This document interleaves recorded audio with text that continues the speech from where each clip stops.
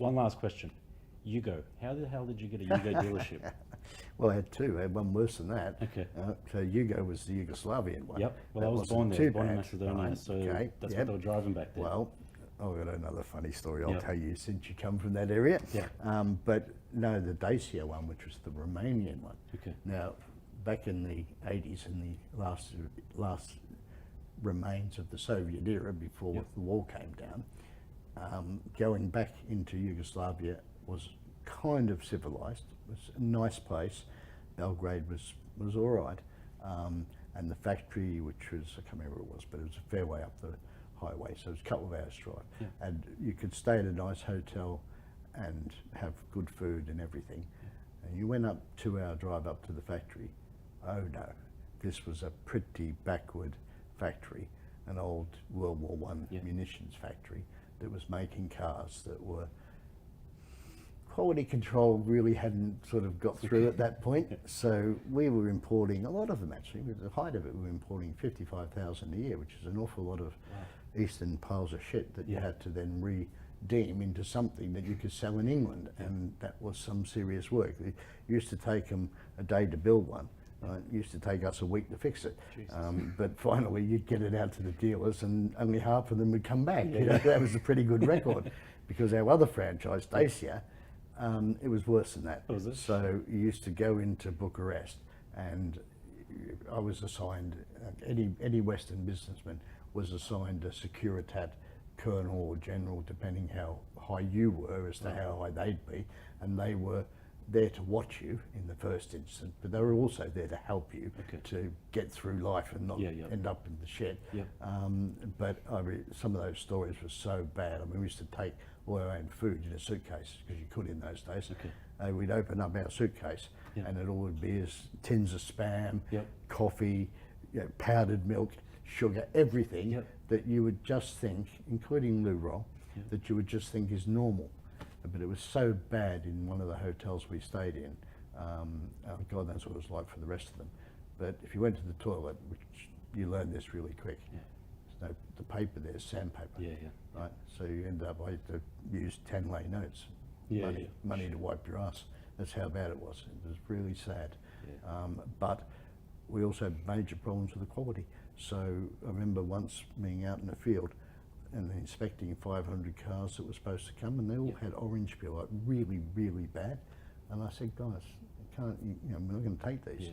And of course, you could get people killed. I didn't quite realise it at the time, but you could get people killed by making a simple decision like that, because the guy who said they're okay, he'd be off to the mines, you know. So I pushed and pushed and pushed, and I was a lot younger and really a bit like a big, well, anyway, I was pretty stubborn. And so I said, no, I'm not leaving until I see where this facility is. And they said, Mr. Paul, so we call you Mr. Paul, Mr. Paul, we cannot let you go in there.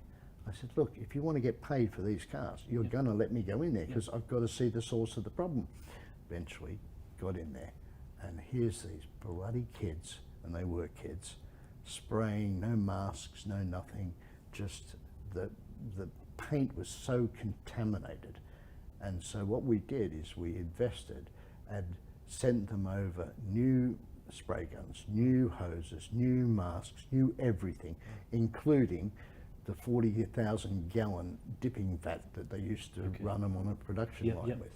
And so we fixed it all up, but sadly I did hear that the program manager wasn't around anymore. And that's pretty nasty. But so that's how we ended up with Yugo Cars.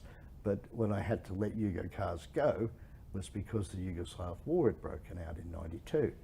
And of course what happened, we were at that point desperate. We'd done another deal in Israel with buying 700 Audis that had been flooded. And that night we were at Ashdod port, and we had to deliver these 200, and it was a day the war broke out, and we had what's called a letter of credit. And the only way you could collect on a letter of credit is the ship sails out with the cars. So we had to get 221 of these cars on board this ship, which was a semi-container ship, but you had the underneath where they let cars go in there. And we were, I think it was 19 short. The ship was full. It's midnight, the captain's like, I'm sailing.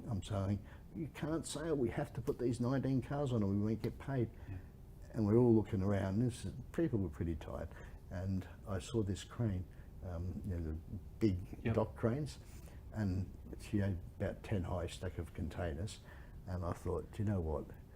We tried one, we just put it in the big net. Yeah, yeah. And I said to our guys, I said, get half a dozen people up on the top of those containers. You couldn't do this today. And there's no one around, it's midnight. I jumped in the crane. Yep. I don't care, I'll figure it out and drive. Yeah. Had a little bit of practice, that works. Lifted the 19 cars up, because I only could put them in one spot. Okay, yeah, right? yeah. So then they drop the net, drive them forward off the net, get the next one down, get the next one, put it up. Wow. And off she sailed and I got paid. But they used to, sadly, when the conflict happened and you saw all the news, I could always spot our Audis. Just something about them, I knew which ones were ours. But a bit of a Yugoslavian story for There you. you go, yeah. No, I really appreciate it, Paul. No, thank you very much. No problem.